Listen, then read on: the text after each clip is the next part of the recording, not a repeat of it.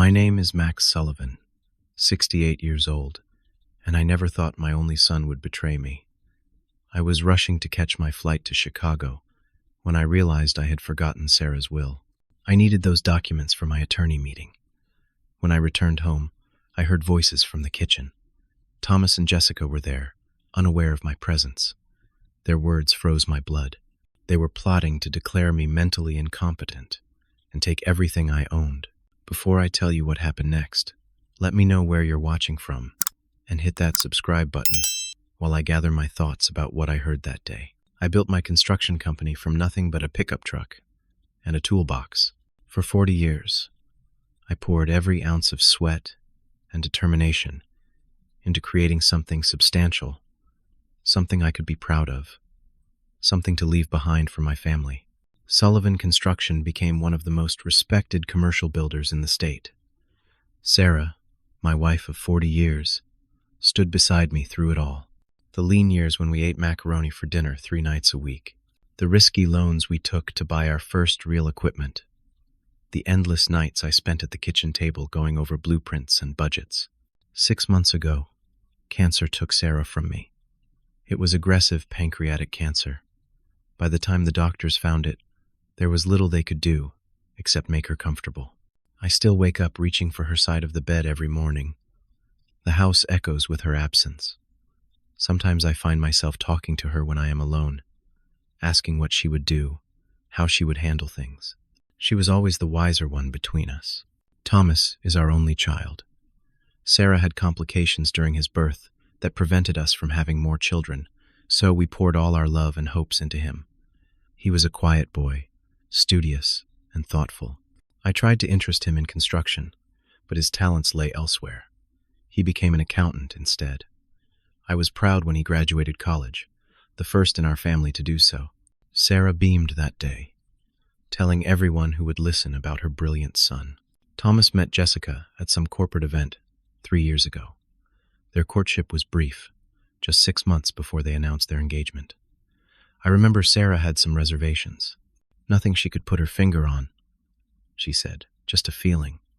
But I was just happy to see Thomas settling down. He was 35 by then, and I had begun to worry he might be alone. Jessica seemed pleasant enough at first. She was attractive, well-spoken, and seemed to make Thomas happy. She worked in pharmaceutical sales, always perfectly dressed, always with that bright salesperson smile. I helped them buy their house as a wedding present, a nice place about 15 minutes from ours, in a good neighborhood with excellent schools. At the time, Jessica made a comment about how they could have used the money to buy something bigger in another area, but Thomas quickly hushed her. I pretended not to hear. Since Sarah died, Thomas changed. At first, I attributed it to grief. We all handle loss differently. He became distant, calling less frequently, always too busy to stop by. When he did visit, Jessica usually accompanied him, and their stays grew shorter each time. She would walk around the house, commenting on Sarah's antiques, asking what various things were worth. I noticed how her eyes lingered on Sarah's jewelry collection, which was modest, but contained several family heirlooms. The will Sarah left was specific about certain items. Her mother's sapphire necklace was to go to her sister. Her grandmother's silver service was designated for our niece, who always admired it. The rest, along with our shared assets, would come to me, and eventually to Thomas after I passed. Normal, straightforward arrangements. Nothing that should cause any conflict. I still live in our family home, a 4-bedroom colonial we bought when Thomas was 10. Too large for just me now, but I cannot bear to leave it. Sarah's touch is everywhere. The garden she meticulously planned. The kitchen she redesigned when we finally had enough money for renovations. The master bathroom with the clawfoot tub she insisted on saving up for, rather than settling for something less. My neighbors, Howard and Diane Johnson, have been checking on me regularly since Sarah passed. They bring over casseroles, invite me for coffee, make sure I am not sitting alone in the dark too much. Howard keeps telling me I should get a dog for company. Maybe he is right. The business meeting in Chicago was about possibly selling the company. I am getting older, and without Sarah, The fight has gone out of me somewhat. Several larger construction firms had expressed interest, and my attorney had arranged meetings with two of them. I needed Sarah's will because it contained some stipulations about the business shares she held. I had packed it the night before, but in my rush to leave that morning, I had left the folder on my desk. Thomas knew about these meetings. I had discussed the possibility of selling with him several times. He always encouraged the idea, saying I deserved to enjoy my retirement, to travel, to take it easy after working so hard for so many years. In hindsight, perhaps he was too enthusiastic. I remember standing at the airport security line when I realized the will was missing from my briefcase. I cursed under my breath, checked my watch, and decided I had just enough time to return home and retrieve it if I hurried. The traffic was light, thankfully, and I made it back to the house in 20 minutes. Not wanting to waste time digging for my house keys, I used the spare hidden in the fake rock near the back door, an old habit Sarah always scolded me for, saying it was the first place burglars would look. As I slipped in through the back entrance, I heard voices from the kitchen. Thomas and Jessica were there, which was odd since both should have been at work. I was about to call out when I caught a snippet of their conversation that stopped me cold. I froze in the hallway, just around the corner from the kitchen. Jessica's voice carried clearly, sharp with irritation. "We have waited long enough, Thomas. 6 months since your mother died, and we are still in the same position. Meanwhile, your father is sitting on a gold mine and talking about selling the business without consulting us. He does not need to consult us. It is his company, Jess." Thomas sounded tired, as if this was a conversation they had repeated many times. "A company your mother owned 30% of, which should have come to you." The sound of a cup being set down forcefully punctuated her words. "Instead, everything goes to him first, and we have to wait who knows how long. That is how wills work. Mom wanted to make sure Dad was taken care of. And what about us? That house in Lakewood Hills we looked at is going to be sold to someone else. Your father could easily help us buy it now. It is not like he needs that huge house all to himself. We already have a perfectly good house that he helped us buy," Thomas said. "A starter home. I did not sign up to live in a starter home indefinitely while your father rattles around in a 4-bedroom house and sits on millions." My heart pounded so loudly I was certain they must hear it. I leaned against the wall, trying to steady myself. Was this really my son and his wife discussing my money as if they were entitled to it? "Look," Jessica continued, her voice dropping lower, forcing me to strain to hear. "We have discussed this. The plan makes sense. Your father is showing signs of cognitive decline." "He is just grieving," Thomas protested. "He is forgetful sometimes, but that is normal at his age, especially after losing Mom. It is more than that, and you know it. Remember when he could not find his car keys, and they were in the refrigerator? And last month, when he forgot your birthday entirely? I had put my keys in the refrigerator while carrying groceries in, a simple mistake anyone could make. And I had not forgotten Thomas's birthday. I had the date wrong in my calendar after Sarah died. She had always kept track of those things. The doctor at Riverside Meadows said they see this all the time," Jessica continued. "Adult children waiting too long to get their parents the help they need because they feel guilty. By the time they act, the parent has often hurt themselves or made terrible financial decisions." Riverside Meadows, the assisted living facility across town. They had spoken to someone there about me? "I do not know, Jess. Declaring him incompetent seems extreme. He built that company from nothing. It would destroy him to lose control of it. He will not lose control of it. You will manage it for him, as his guardian. It is for his own protection, Thomas. You saw how he almost fell down the stairs last time we visited. What if he breaks a hip? What if he leaves the stove on and burns the house down?" I had tripped on the loose carpet runner that I kept meaning to fix, and I had never once left the stove on in my life. "The papers are almost ready," Jessica said. "Dr. Wilson is on board.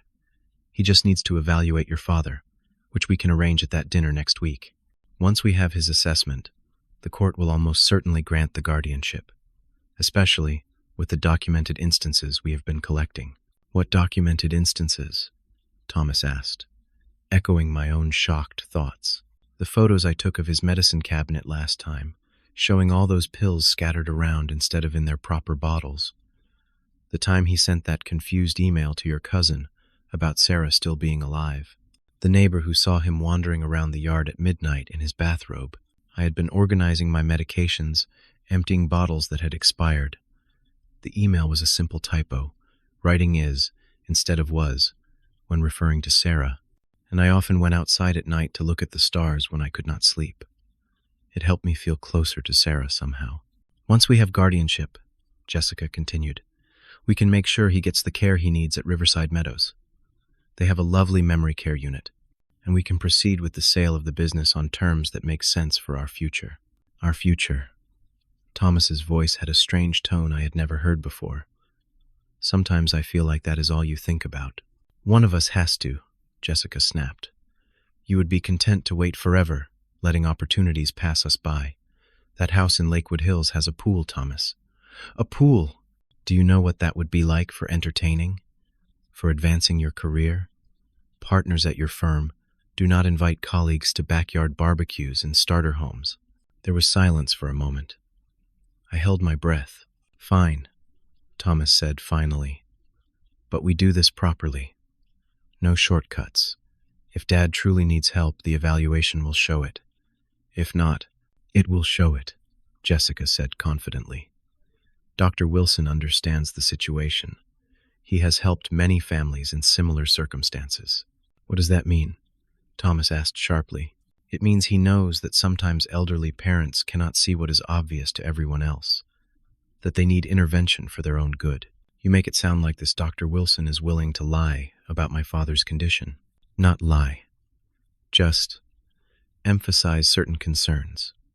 Look, all we need is temporary guardianship at first. That gives us control of the business decisions, while the court evaluates the situation more thoroughly. By then, the sale can be completed, and my father will be comfortable and well cared for at Riverside Meadows. We will visit every Sunday. He will adjust. I felt sick to my stomach.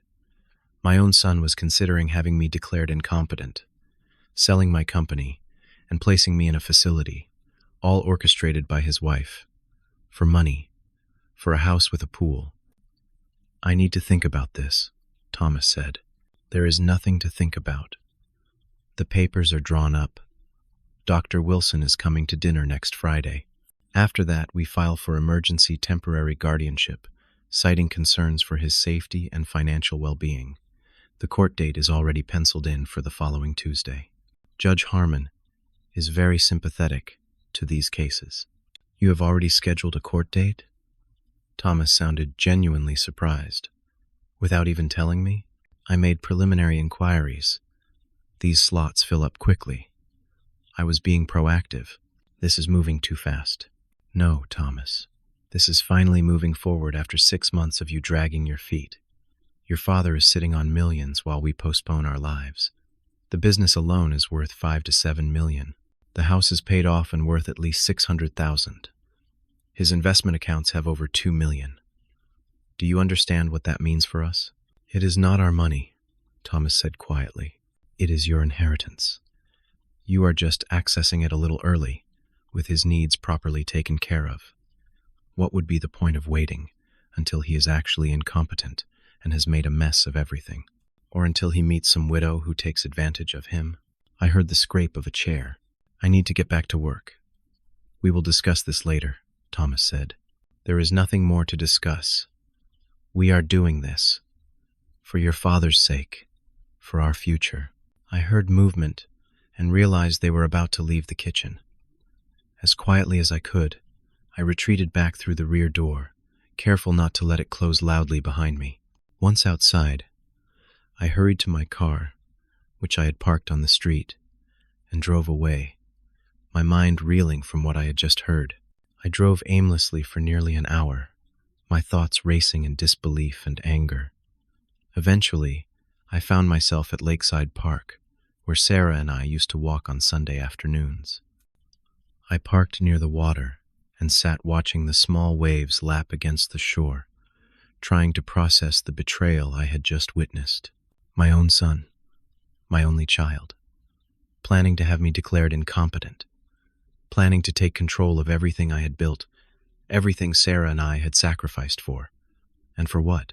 So his wife could have a house with a pool for entertaining. The rage came first, burning hot through my veins. I pounded the steering wheel until my palms hurt, cursing aloud in the empty car. How dare they? How dare he? After everything I had done for him, the college tuition paid in full, so he could graduate without debt, the down payment on his house, the connections I had used to help him land his first accounting job. Then came the heartbreak, heavy and crushing. Memories flooded back. Thomas at 5, riding on my shoulders at the county fair. At 12, working alongside me to build the treehouse in our backyard. At 18, his face proud but nervous as he left for college. Where had I gone wrong? What had I done, or failed to do, that would make him capable of such betrayal? Sarah would know what to do. Sarah always knew how to handle Thomas, how to see through his excuses and reach the good heart I still wanted to believe was there. What would she advise me to do now? Not to act in anger, certainly. She always cautioned against decisions made in the heat of emotion. I took out my phone and canceled my flight to Chicago. Then I called my attorney, Robert Feldman, who had been handling my business and personal legal matters for over 20 years.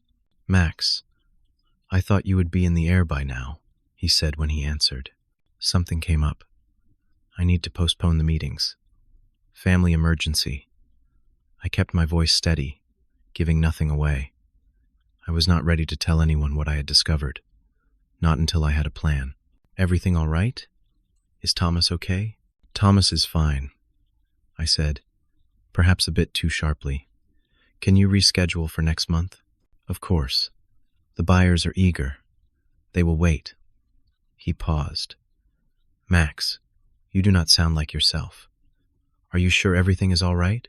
"Just tired, Bob. I will call you tomorrow." I hung up and continued staring at the water. What were my options? I could confront Thomas and Jessica immediately, let them know I had overheard everything. The thought was tempting, fueled by anger and hurt. I imagined the look on Jessica's face, the shame that should color my son's expression. But what would that accomplish? They would deny it, or worse, it might push them to accelerate their plans. Jessica had already laid groundwork, documenting so-called evidence of my mental decline. They had a doctor willing to provide an evaluation in their favor. They had even penciled in a court date with a sympathetic judge. A direct confrontation might be emotionally satisfying, but strategically disastrous. No, I needed to be smarter than that. I needed to protect myself legally before making any moves. I needed evidence of their plot that would stand up in court if necessary. And I needed to determine if there was anything left to salvage with Thomas. The way he had spoken, his hesitation, suggested he was not fully committed to this scheme. Jessica was clearly the driving force. Perhaps there was still a chance to reach my son, to pull him back from this terrible brink. Night was falling as I finally drove home. The house felt more empty than ever. As I walked through the darkened rooms, I could not bear to turn on Sarah's favorite lamp in the living room. Instead, I sat in the shadows, planning my next moves. Sleep did not come that night. I lay awake reviewing every interaction with Thomas and Jessica over the past 6 months, seeing them in a new, sinister light. Jessica's questions about my health that I had taken for concern. Thomas's inquiries about the business that I had interpreted as interest. Their suggestions that the house was too much for me to manage alone. All part of building a case against me. By morning, my shock had hardened into resolve. I would not be a victim. I would not be shipped off to Riverside Meadows while they spent my money. I was still Max Sullivan, the man who had built a construction empire from nothing but determination and hard work. I would fight back, not with the hot emotion of betrayal, but with the cool calculation I had used to outmaneuver business competitors for decades. My first step would be to gather evidence. Jessica had been collecting documentation to use against me. I would do the same. Then I would secure my assets, making them more difficult to access even with a temporary guardianship. Finally, I would set a trap to expose their true intentions, something that would be undeniable even to a sympathetic judge. As for Thomas, I would watch and wait. Was he a willing participant, or a man being manipulated by a greedy wife? His actions in the coming days would tell me everything I needed to know about whether our relationship could ever be repaired. I showered, dressed, and made myself breakfast, moving with purpose for the first time since Sarah died. I had been drifting, lost in grief. Now I had a focus, a reason to engage with the world again, even if that reason was protecting myself from my own family. "Watch me, Sarah," I whispered to the empty kitchen. "Watch me fight for everything we built." That morning, I made 2 important calls. The first was to Secure Home Systems, a company that specialized in discreet surveillance equipment. The second was to Dr. Eleanor Richards, a geriatric specialist who had been Sarah's doctor during her final months. By afternoon, a technician from Secure Home had installed hidden cameras and microphones in my living room, kitchen, and home office. They were virtually undetectable, nestled in innocuous items like the living room clock, the kitchen smoke detector, and a desk lamp. He showed me how to access the footage remotely from my phone or computer. It felt invasive and paranoid, but necessary. Dr. Richards agreed to see me the following day. "I have been worried about you, Max," she said. "How are you coping?" During the appointment, I was completely honest with her. "I am concerned about my memory, doctor. Since Sarah passed, I sometimes feel foggy. Is this normal grief, or should I be worried?" She conducted a thorough cognitive assessment, including memory tests, problem-solving exercises, and questions about my daily functioning. After an hour, she sat back and smiled reassuringly. "Max, your cognitive function is excellent for a man of 68. You show no signs of dementia or significant cognitive impairment. What you are experiencing is normal grief, perhaps some situational depression, and the natural mild forgetfulness that comes with aging. Nothing pathological, nothing concerning. Would you be willing to document that?" I asked. "Officially?" Something in my tone made her look at me sharply. Is someone suggesting otherwise? I hesitated, then decided to trust her. My son and his wife are planning to have me declared incompetent. I overheard them discussing it. Her expression hardened. "Unfortunately, I see this more often than you might think. Adult children getting impatient for their inheritance." She reached for her prescription pad. "I will write a complete evaluation letter stating my professional opinion of your cognitive status, and I suggest you contact an elder law attorney immediately." Armed with Dr. Richards' evaluation, I called Thomas that evening and invited him and Jessica for dinner that weekend. "Nothing fancy," I said. "Just missing you both." They arrived Saturday evening, Jessica carrying a bottle of expensive wine, Thomas looking uncomfortable. I had prepared Sarah's lasagna recipe, which had always been Thomas's favorite. As we sat down to eat, I deliberately knocked over my water glass. "Clumsy me," I said, watching Jessica exchange a meaningful glance with Thomas. "Are you feeling all right, Max?" Jessica asked, her voice dripping with concern. "You seem a little unsteady." "Just these old hands," I said, playing along. "Not as reliable as they used to be." "Dad, have you thought more about selling the business?" Thomas asked, changing the subject. "Still considering it," I said vaguely. "So much to think about. By the way, I was looking for your mother's sapphire necklace the other day, the one that goes to her sister in the will. Cannot seem to find it. Maybe you misplaced it?" Jessica suggested quickly. "Have you checked all your drawers? Sometimes things get moved around when we do not realize it." "I suppose that is possible," I said, watching her closely. "My memory is not what it used to be." "That happens to everyone," she said, "especially after trauma like losing Sarah. Thomas and I were talking about how we worry about you here all alone." "Were you?" I kept my tone light. "That is thoughtful." "Actually, Dad," Thomas interjected, We were wondering if you might like to come to dinner at our house next Friday. We are having a small gathering, just a few people, including an old family friend who is a doctor," Jessica added. "Dr. Wilson. Do you remember him?" He knew Thomas in college. Thomas shot her a look I could not interpret. "He is new to town and wants to expand his practice. I thought you might have some business connections who could use a good doctor." I pretended to think about it. "Wilson? No, cannot say I remember him. But my memory these days, well, you know, I would love to come to dinner. Should I bring anything?" "Just yourself," Jessica said, smiling in a way that now seemed predatory rather than friendly. After they left, I checked the surveillance footage. Jessica had gone into my bathroom while Thomas and I were discussing the garden. She had opened my medicine cabinet and taken photos with her phone. On her way back downstairs, she had paused at my desk, rifling through papers there. Finding nothing of interest, she had rejoined us in the kitchen. The next day, I visited First National Bank, where I had done business for over 30 years. Michael Delaney, the manager, was an old friend. "Max, good to see you out and about," he said, ushering me into his office. "How can I help today?" "I need to make some changes to my accounts," I explained. "Specifically, I want to add some security measures." By the time I left, my accounts had additional verification requirements. No major withdrawals or transfers could occur without in-person verification and a specific password that only I knew. I also opened a new account at a different bank, transferring a significant sum there as a precaution.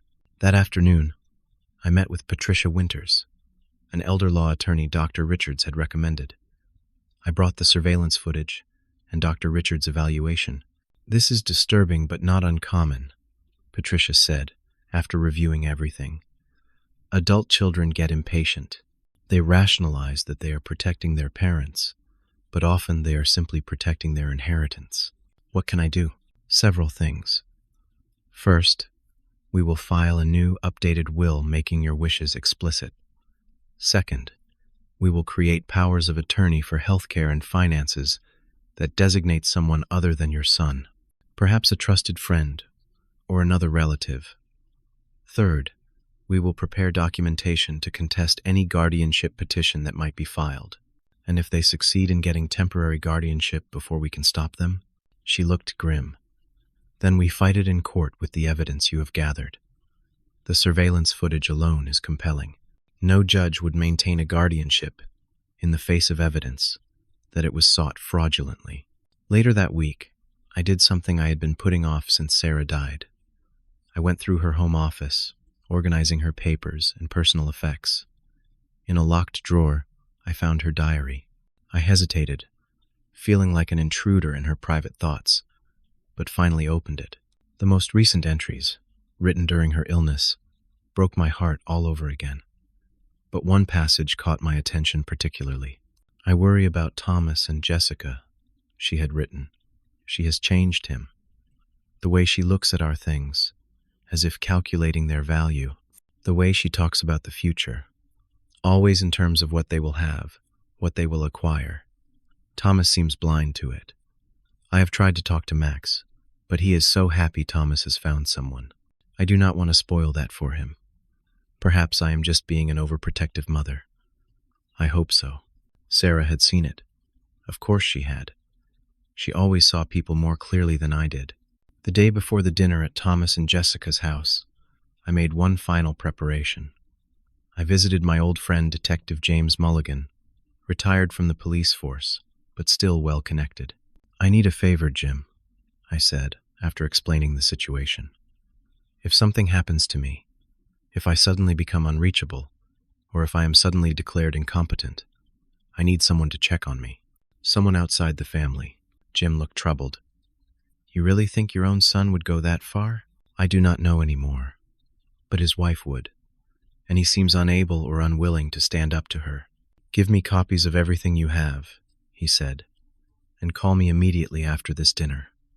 If I do not hear from you, I will come looking." That night, I reviewed all my preparations. Evidence gathered, assets secured, legal protections in place, friends and professionals alerted. I was as ready as I could be for whatever might happen at dinner the next evening. But despite all my precautions, I still felt a profound sadness. Whatever happened now, my relationship with my son was changed forever. Even if we found a way forward, the trust was broken. Another loss to add to Sarah's absence, another grief to bear. Thomas and Jessica's house was ablaze with lights when I arrived Friday evening. My son greeted me at the door, taking my coat with an awkward hug that felt performative. Jessica appeared from the kitchen, wearing an expensive-looking black dress and more jewelry than the occasion seemed to warrant. "Max, you look wonderful," she gushed, air kissing near my cheek. "Come meet everyone." The living room held 4 other guests. A middle-aged couple introduced as colleagues of Thomas from his accounting firm, a younger woman who worked with Jessica in pharmaceutical sales, and a distinguished-looking man in his 50s with silver hair and wire-rimmed glasses. "Dr. Wilson, this is my father-in-law, Max Sullivan," Jessica said, steering me toward him. "Max, this is Dr. James Wilson. He specializes in geriatric medicine." "Pleasure to meet you, Mr. Sullivan," Dr. Wilson said, shaking my hand while studying me intently. "Jessica tells me you built quite a successful construction business." "I had a good run," I said modestly. "Are you new to the area, doctor? I do not believe we have met before." A barely perceptible glance passed between him and Jessica. "Relatively new. I moved my practice here about 6 months ago. I actually knew Thomas briefly in college, through mutual friends. We reconnected recently." Dinner was served soon after, an elaborate meal that Jessica proudly announced she had catered from an expensive restaurant downtown. The conversation flowed around general topics at first. Politics, the local sports teams, the weather. Then Dr. Wilson began steering it in a particular direction. "Memory is such a fascinating thing," he said, swirling his wine glass. "We all experience those senior moments, even in middle age, forgetting why we walked into a room, losing our car keys. But the aging brain experiences more significant changes." "How interesting," Jessica said with feigned surprise, as if this topic had not been planned. "Max was just telling us last week how he sometimes forgets things these days. Were not you, Max?" All eyes turned to me. I played along. At my age, some forgetfulness is normal, I suppose. "Absolutely normal," Dr. Wilson agreed. "Though there is a spectrum, of course. Simple forgetfulness on one end, more serious cognitive issues on the other. It can be difficult for the individual experiencing these changes to accurately assess where they fall on that spectrum." "That must be frightening," I said, "not knowing if your own assessment of your mental capacity is reliable." "Indeed. That is why having caring family members who can observe changes objectively is so important." He smiled at Thomas and Jessica. "Perhaps we could do a quick, informal assessment after dinner? Nothing clinical. Just a friendly conversation about cognitive health." "What a good idea," Jessica said enthusiastically. "I would be happy to," I agreed, noticing Thomas's discomfort. After dinner, while the other guests chatted in the living room, Dr. Wilson invited me into Thomas's home office for our conversation. Jessica followed, closing the door behind us. "This is just casual, Mr. Sullivan," Dr. Wilson assured me, taking out a small notebook. "A few questions about your daily activities, your memory, that sort of thing." The questions started innocuously enough. What day of the week was it? Who was the current president? But they quickly became more pointed, more designed to expose gaps or hesitations. "Have you experienced any difficulty managing your finances recently?" "Not particularly," I said. "Though I admit I have not been as attentive since my wife passed." "That is understandable," he said sympathetically. "Grief can mimic cognitive decline in many ways. Tell me, have you had any incidents where you became confused about your location or the date?" "Dad got lost driving to the grocery store last month," Jessica interjected before I could answer. "Remember, Thomas had to go find him?" This was a complete fabrication. I looked at her in genuine surprise, which she likely interpreted as confusion. "I do not recall that," I said carefully. "See? Memory gaps," she said to Dr. Wilson, who made a note. "And there was the incident with the stove," she continued. "When we came over and the pot had boiled dry and was smoking." Another lie. I felt anger rising, but kept my expression neutral. "Mr. Sullivan, would you be open to a more formal evaluation?" Dr. Wilson asked. "Perhaps at my office next week? These assessments can be very helpful in establishing a baseline and monitoring any changes over time." "I already had a cognitive assessment," I said, "with Dr. Eleanor Richards last week. She found no significant impairment." Jessica's smile faltered slightly. "You did? You never mentioned that." "Did not I? My memory, you know." I smiled blandly. "Eleanor Richards," Dr. Wilson said dismissively. "She is primarily an oncologist, not a specialist in geriatric cognitive health. I would be happy to provide a more comprehensive evaluation."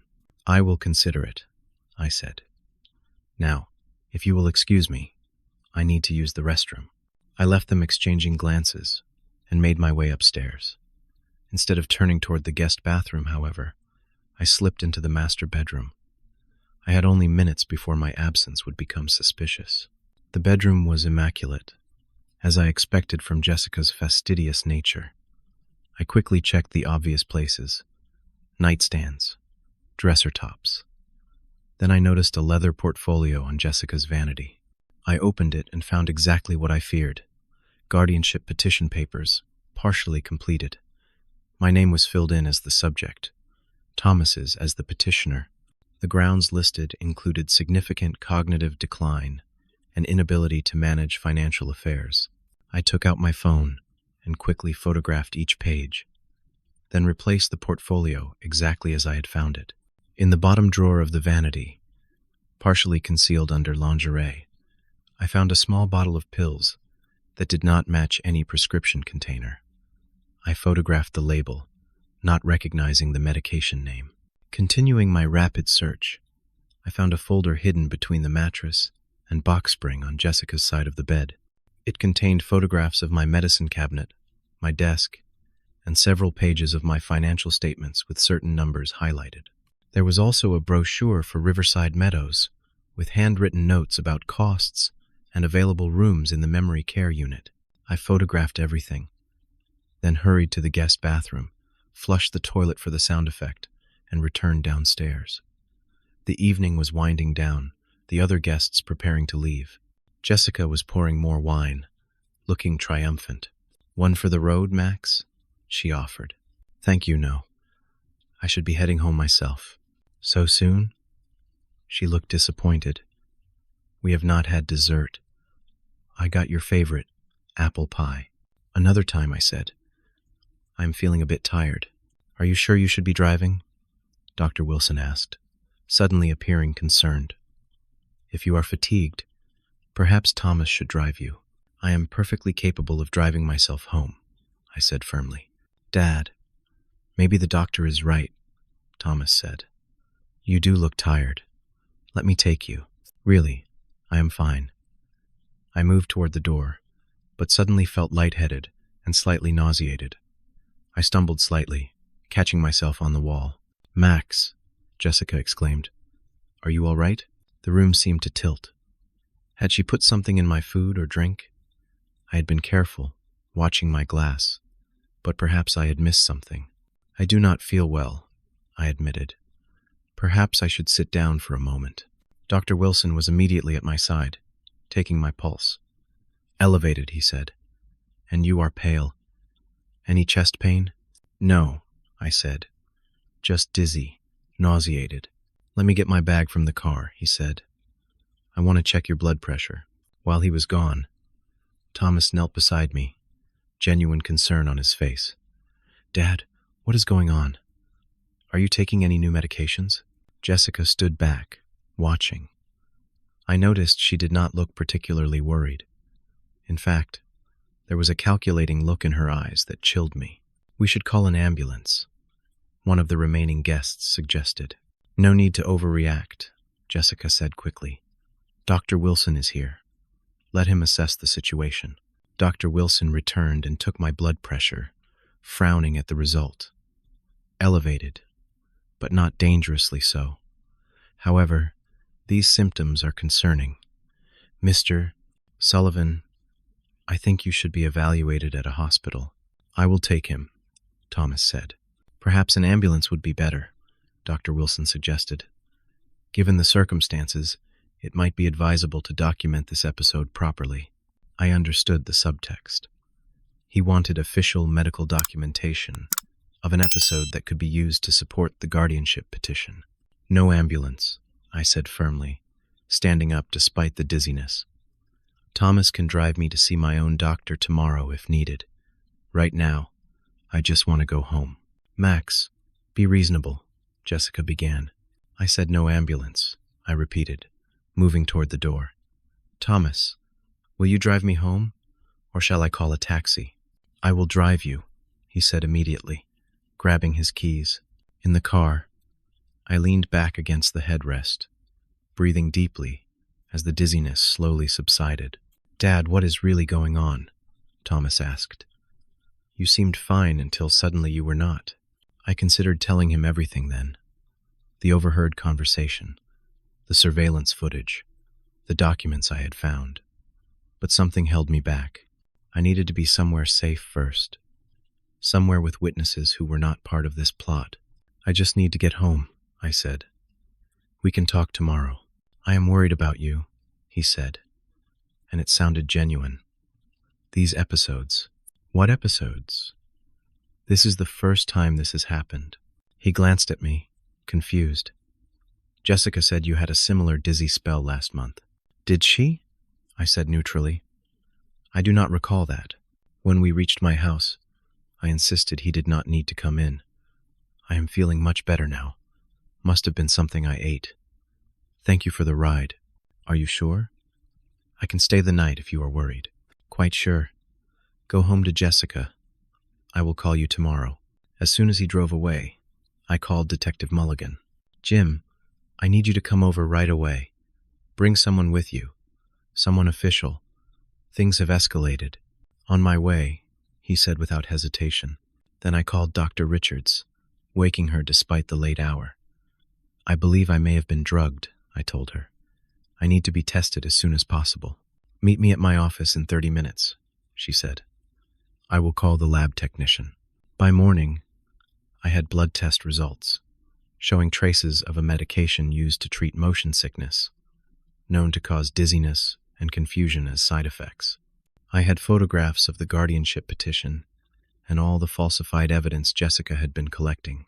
And I had Detective Mulligan and his former partner, now a deputy district attorney, as witnesses to my cognitive clarity immediately after the supposed episode. The trap had been set, the evidence gathered. It was time for the final confrontation. Monday morning, I called Robert Feldman and Patricia Winters to my house for an emergency meeting. I laid out everything. The overheard conversation, the surveillance footage, the documents found at Thomas and Jessica's house, the drugging incident, and subsequent blood tests. This is beyond a civil matter, Robert said grimly. Drugging you could be considered attempted assault, possibly even attempted kidnapping, if they were planning to use it to force you into a facility against your will. I do not want criminal charges, I said firmly. Not against Thomas, at least. I still believe he is being manipulated by Jessica. What I want is to protect myself and my assets, and perhaps to save my son from this woman if possible. Patricia nodded.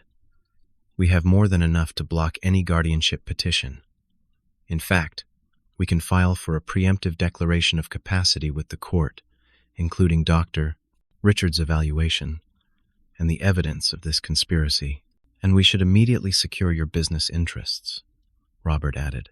I suggest creating an irrevocable trust for the company shares, with you as the beneficiary during your lifetime and trusted fiduciaries as trustees.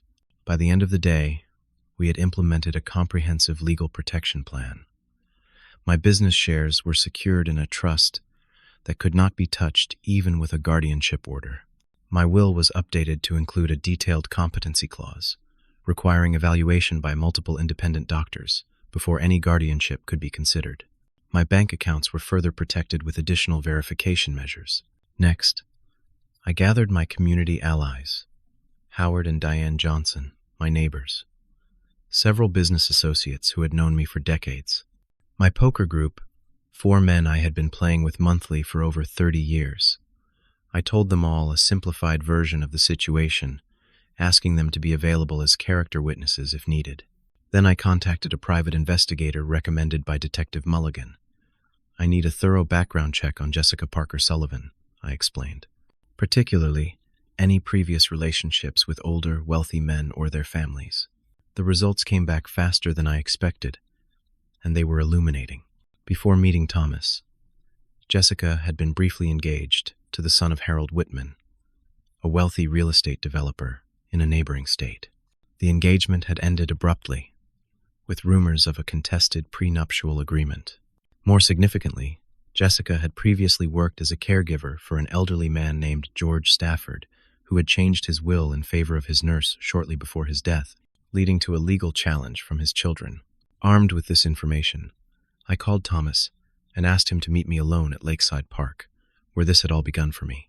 He arrived looking tired and worried. "Dad, how are you feeling? Jessica wanted to come, but I told her you asked to see just me." "Sit down, son." I gestured to the bench beside me, overlooking the water. "We need to talk about what is really going on." "What do you mean?" "I know about the guardianship petition, Thomas. I know about Dr. Wilson being brought in specifically to declare me incompetent. I know about the plans for Riverside Meadows." His face drained of color. "How did you?" "I overheard you and Jessica discussing it in our kitchen last week. I came back to get your mother's will and heard everything." He put his head in his hands. "Dad, I can explain." "I certainly hope so, because right now, it looks like my son is trying to steal my company and lock me away in a home so his wife can have a house with a pool." "It is not like that," he protested weakly. "Then tell me what it is like, Thomas. Tell me why my son, who I put through college, who I helped buy a house, who I have loved and supported his entire life, would betray me this way." He was silent for a long moment. "Jessica says you are showing signs of decline, that you need help but are too proud to admit it, that we would be protecting you. And you believe that?" "I do not know what to believe anymore." He looked up, his eyes red. "Sometimes you do seem confused, forgetful, but then other times, like now, you are completely lucid and sharp as ever. Have you considered that your wife might be lying to you, manipulating situations to make me appear confused when I am not?" "She would not do that." "Wouldn't she? Did you know she was previously engaged to Harold Whitman's son? Or that she worked for George Stafford before his children contested his will?" His shock told me he had not known. "How did you?" "I hired a private investigator. Your wife has a pattern, Thomas. Wealthy older men or their families. She sees dollar signs, not people." "That cannot be true." "It island. And deep down, I think you know something is not right about all this. You have been uncomfortable with her plans from the beginning. I heard it in your voice that day in the kitchen." He was quiet, processing. "Even if what you say is true, it is too late. The petition has been filed. Dr. Wilson has submitted his evaluation. There is a hearing scheduled for tomorrow." "I know, and I will be there, with my attorneys, with evidence of everything I have just told you, plus surveillance footage from our house, showing Jessica photographing my medicine cabinet and going through my papers. I also have blood tests showing I was drugged at your dinner party, and the medication-matched pills I found hidden in your bedroom." He looked genuinely shocked. "Drugged? That cannot be." "It can, and it was. The dizziness, the confusion. Jessica wanted a medical incident documented to support your petition. When none occurred naturally, she created one." "Dad, I swear I did not know about any drugging. I believe you. But you did know about the rest of it. The question is, what are you going to do now? Are you going to continue with this plan? Are you going to stand beside that woman in court tomorrow and try to take away my freedom and my dignity? Or are you going to do the right thing?" He was quiet for a long time, staring out at the water. Finally, he spoke, his voice barely audible. I do not know if I can stand up to her. When she does not get her way, it gets bad at home. My heart ached for him in a new way. Is she abusive, Thomas? Not physically, but the cold silence, the cutting remarks, the constant criticism. She keeps track of every perceived failure, brings them up months later. Nothing I do is ever good enough. I recognize the signs of emotional manipulation, the erosion of self-confidence that made standing up to her seem impossible. You do not have to face her alone, I said. I can help you, if you will let me. How can you even offer that after what I have done? Because you are my son, Sarah's son, and I believe there is still good in you, still the boy we raised to be honest and kind. Tears welled in his eyes. I am so sorry, Dad. I got lost somewhere along the way. The Thomas you and Mom raised would never have agreed to any of this. That Thomas is still in there, and he can still make the right choice. What do you want me to do? Come with me now to my attorney's office. Make a sworn statement about Jessica's plans and your participation in them. Withdraw the petition. Then we can figure out the rest together. He hesitated, fear crossing his face. She will be furious, probably. But you will not be facing her alone anymore. After another long moment, he nodded. All right, let us go. At Robert Feldman's office, Thomas provided a complete statement about Jessica's planning, Dr. Wilson's collaboration, and his own reluctant participation. He signed a withdrawal of the guardianship petition and agreed to testify if needed about Jessica's actions. What happens now? He asked as we left the office. Now we go to my house. I have guest rooms. Stay there tonight. Avoid the confrontation with Jessica until we have everything in order. She will be looking for me. Let her look. You are a grown man, Thomas. You do not need her permission to spend time with your father. That evening, as we sat in the kitchen eating the spaghetti I had prepared, Thomas's phone rang repeatedly. Jessica. He silenced it after the third call. She will come looking for me eventually, he said nervously. Let her. This is my house. She has no power here. Sure enough, around 9 o'clock, there was insistent knocking at the front door. I opened it to find Jessica standing there, her face a mask of controlled anger. Where is my husband? She demanded. He is here, safe and sound. Would you like to come in? We have some things to discuss. Thomas, she called out, ignoring me. We need to go home now. We have that important appointment in the morning, remember? Thomas appeared behind me. The guardianship hearing. I remember. It has been canceled, Jessica. I withdrew the petition this afternoon. Her face contorted with rage. You did what? Without discussing it with me? How dare you? Perhaps this conversation should happen inside, I suggested mildly, aware of neighbors who might overhear. Reluctantly, she stepped into the house. As soon as the door closed, she rounded on Thomas. Do you have any idea what you have done?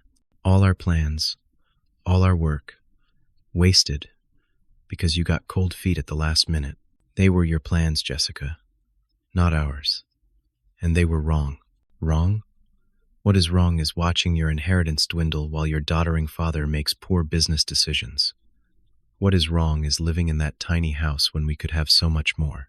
The house I helped you buy, I interjected. The house that is perfectly adequate for 2 people. She ignored me, focusing her fury on Thomas. I suppose he turned you against me, played the victim, made you feel guilty. He showed me evidence, Jessica. The pills you used to drug him, the falsified documentation, your background with other wealthy families. Did you ever love me at all? Or was I just a convenient path to money? She stepped back, switching tactics instantly. Thomas, you are not thinking clearly. Your father has always been manipulative. You told me that yourself.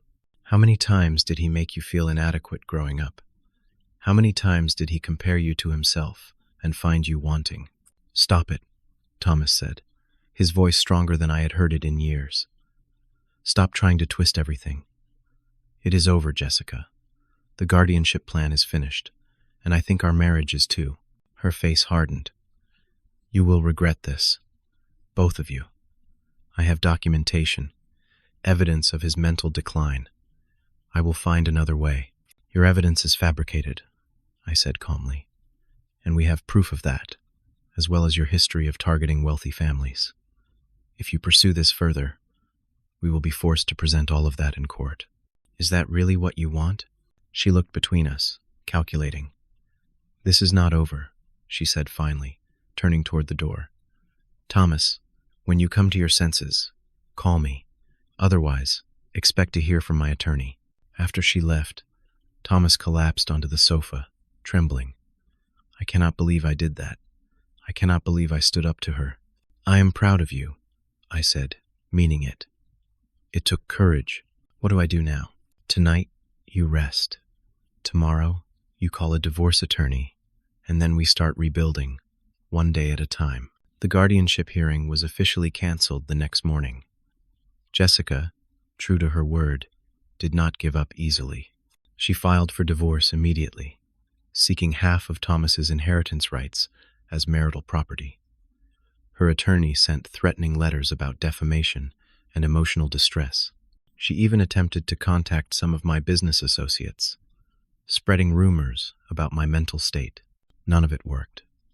The evidence we had gathered was too compelling, her history too suspicious. When her attorney saw the documentation, including the blood tests showing I had been drugged, he advised her to settle quietly and move on. The divorce was finalized 3 months later.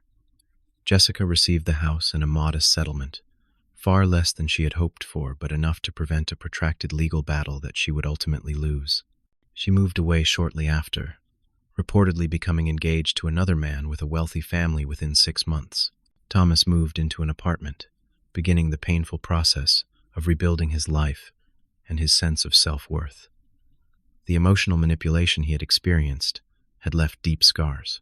At my suggestion, he began seeing a therapist who specialized in recovery from manipulative relationships. As for me, I made significant changes to protect myself and my legacy. I created a robust estate plan with multiple safeguards against future exploitation. I sold my construction company, but structured the sale to include ongoing consulting work, keeping me engaged and mentally active. I became involved with a senior advocacy organization, sharing my story to help others recognize and avoid similar situations. Thomas and I maintained a careful distance at first. The betrayal, though understood in context, was not something I could simply forget. Trust, once broken, takes time and consistent effort to rebuild. I do not know if you will ever fully forgive me, Thomas said during one of our early, awkward dinners. I would not blame you if you did not. Forgiveness is not the issue, I told him. I forgive you, but trust is different. Trust has to be rebuilt, step by step. We established a new routine. Sunday dinners at my house, regular check-ins by phone, gradual, careful conversations about deeper topics. Slowly, a new relationship began to form between us. Not the unquestioning trust of before, but something more mature, more conscious. 6 months after the confrontation with Jessica, Thomas asked if he could move into the guest house behind my property. I want to be closer, he explained, to help out, to spend more time together. If you are comfortable with that, I considered it carefully. Let us try it for 3 months, I suggested. See how it works for both of us. It worked better than I expected. Having him nearby was comforting, but the separate space maintained healthy boundaries. He helped with yard work and house maintenance. I helped him navigate the final stages of his divorce and begin thinking about his future. We found a new equilibrium. On the anniversary of Sarah's death, we visited her grave together, placing her favorite yellow roses on the headstone. Mom would have seen through Jessica immediately, Thomas said, his voice thick with emotion. She tried to warn me, in her gentle way, but I did not listen. Your mother saw the best in people, but she was rarely fooled by pretense, I agreed. She would be proud of you now, though. for finding your way back to yourself. Do you think she would forgive me for what I almost did to you? Without question. Sarah understood human weakness better than anyone I have ever known. She also believed in redemption, in the possibility of change and growth. As we stood there, I felt Sarah's presence more strongly than I had since her death. Not in any supernatural way, but in the values she had lived by, the wisdom she had shared, the love that continued to guide us even in her absence. The following spring, I made a decision that surprised even me. I invited Howard and Diane Johnson, my faithful neighbors, to dinner along with Thomas. I have been thinking about the future, I told them. This house is still too big for just me, even with Thomas in the guest house. And you two have mentioned wanting to downsize now that your children are grown. What are you suggesting, Max? Howard asked. A trade, of sorts. You move into the main house here. I take your smaller place across the street. We adjust the financial difference appropriately. That way, I am still in the neighborhood, close to Thomas, but in a more manageable space. And you get the bigger house you have always admired, without having to leave the area. The arrangement worked perfectly. I moved into their cozy 3-bedroom ranch, bringing just enough of my and Sarah's possessions to make it feel like home without being cluttered. Thomas remained in the guest house on the original property, developing a close relationship with Howard and Diane, who treated him like another son. Through this experience, I learned several profound lessons that I try to share with others facing similar situations. First, trust your instincts. If something feels wrong in your family dynamics, pay attention to that feeling. Sarah had sensed something off about Jessica from the beginning. I had ignored subtle warning signs for too long. Second, independence requires vigilance. As we age, we must actively protect our autonomy through legal preparations, community connections, and maintaining our health. Third, betrayal and forgiveness can coexist. I could forgive Thomas while still acknowledging the harm that was done and taking steps to protect myself from future hurt. Fourth, family relationships are not guaranteed. They must be nurtured, evaluated, and sometimes restructured when they become unhealthy. Finally, even in our darkest moments, we have more strength than we realize. At 68, grieving and alone, I found the resolve to fight for my dignity and independence. That discovery gave me a new purpose for this chapter of my life. Today, 2 years after that terrible day when I overheard the plot against me, I lead a fulfilling life. I volunteer with elderly rights organizations, sharing my story as a warning and inspiration. Thomas has slowly rebuilt his career and has recently begun dating a kind, unpretentious woman who seems genuinely fond of me. Howard and Diane have become like family, our property arrangement evolving into a supportive mini-community. I still miss Sarah every day. I still talk to her when I am alone, but the crushing grief has softened into something gentler, a companion rather than an enemy. I like to think she guided me through this ordeal somehow, lending me her wisdom and insight when I needed it most. If you are watching this and facing your own family conflicts, remember that it is never too late to stand up for yourself, to draw healthy boundaries, to fight for your dignity. Age brings vulnerability, yes, but also resilience and wisdom. Use them all. I would love to hear about your experiences with family conflicts and how you resolved them. Have you ever had to stand up to loved ones who were not acting in your best interest? How did you rebuild trust afterward? Share your stories in the comments below, and do not forget to like and subscribe if this story resonated with you. Thank you for listening, and remember, sometimes the family we choose can be as important as the family we are born into.